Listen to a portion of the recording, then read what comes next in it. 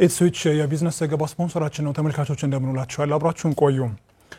የውጭ ሀገርም ሆነ የሀገር ውስጥ የስራ ዕድል ፈጠራው ላይ የሰለጠኑ ዜጎችን ለገበያ ያቀረበ መሆኑን የአማራ ክልል ስራና ክህሎት ቢሮ ገለጸ። ቢሮው የመረጃ መረብን ጭምር ለስራ ዕድል ፈጠራ እየተጠቀመበት መሆኑን ነው የገለጸው።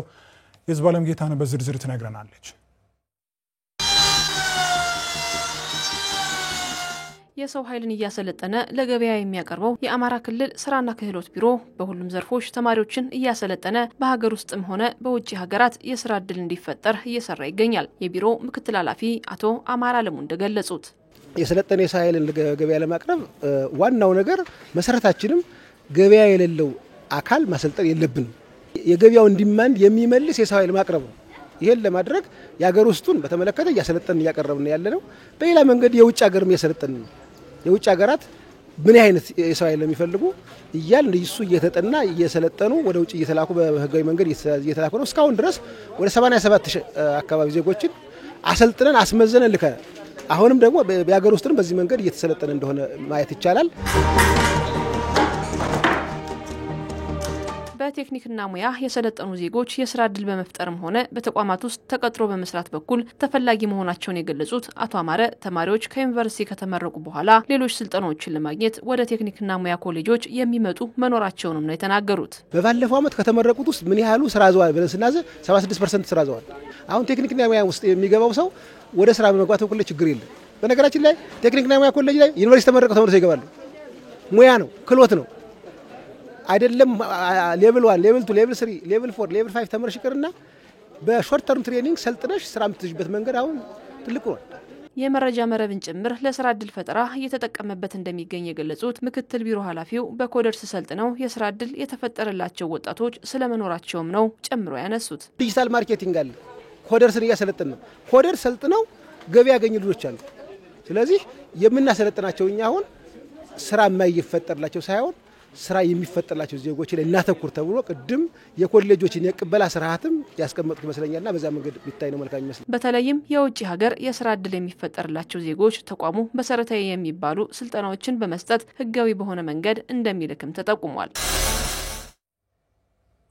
ከ2008 ዓ.ም ጀምሮ ሳይሰበሰብ ከቆየ ውዝፍ ግብር 80 ሚሊዮን ብር ለመሰብሰብ አቅዶ እየሰራ መሆኑን የደብረ ማርቆስ ገቢዎች መምሪያ ገለጸ። መምሪያው ይህ ዜና እስከተጠናከረበት ጊዜ ድረስ ከ23 ሚሊዮን ብር በላይ ውዝፍ ማስከፈል መቻሉን አስታውቋል። ለተጨማሪ ዘገባው ገብረወርቅ ጌታቸው። ከ2008 ዓ.ም ጀምሮ የግብርና ታክስ ውሳኔ ተሰጥቷቸው በወቅቱ ካልከፈሉ 1289 ግብር ከፋዮች ከ88 ሚሊዮን ብር በላይ ውዝፍ ገቢ ለመሰብሰብ አቅዶ እየሰራ መሆኑን የደብረ ማርቆስ ከተማ አስተዳደር ገቢዎች መምሪያ ምክትል ኃላፊ አቶ አላምር ተስፋው ተናግረዋል። በተያዘው በጀት ዓመት በከተማዋ ከሚገኙ ግብር ከፋዮች ጋር ተከታታይ ውይይቶችን በማድረግ ከ23 ሚሊዮን ብር በላይ ውዝፍ ገቢ መሰብሰብ ተችሏል ነው ያሉት። ከ1289 በላይ ውዝፍ ዕዳ ለማስከፈል እቅድ ተይዟል።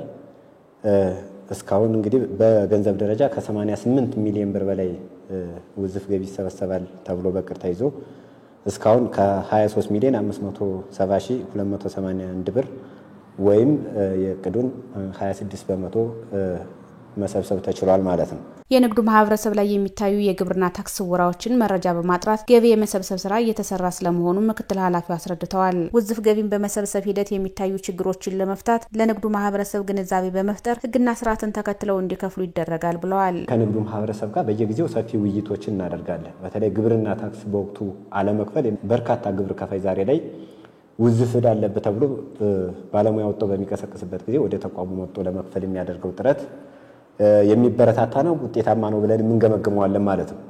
ከዚሁ ጋር ተያይዞ ከመድረክም ባለፈ የአንድ ለአንድ የግንዛቤ ፈጠራ ስራ ከንግዱ ማህበረሰብ ጋር በሰፊ እየተሰራ ስለሆነ ውዝፍ ገቢን በአግባቡ መክፈልና መሰብሰብ አንደኛ የተቋሙን የገቢ እቅድ በተገቢ መንገድ ውጤታማ ለማድረግ የንግዱ ማህበረሰብም አላስፈላጊ ቅጣትና ወለድ ውስጥ እንዳይገባ ሰፊ ስራ እየተሰራ ያለበት ሁኔታ ስላለ ዛሬ ላይ እንግዲህ እዚህ ላይ ደርሰናል ማለት ነው። የንግዱ ማህበረሰብ ግብር መክፈል የዜግነት ግዴታ መሆኑን ተረድቶ በወቅቱ በመክፈል ካላስፈላጊ ቅጣት ራሱ ሊያድን እንደሚገባ አሳስበዋል። የንግዱ ማህበረሰብ ግብር መክፈልም ባህል አላደረገም።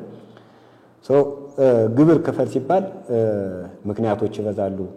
በወቅቱ ምክንያት ስራ አልሰራንም፣ የክፍያ መደራረብ አለብን የሚሉ ሌሎች ምክንያቶች አሉ።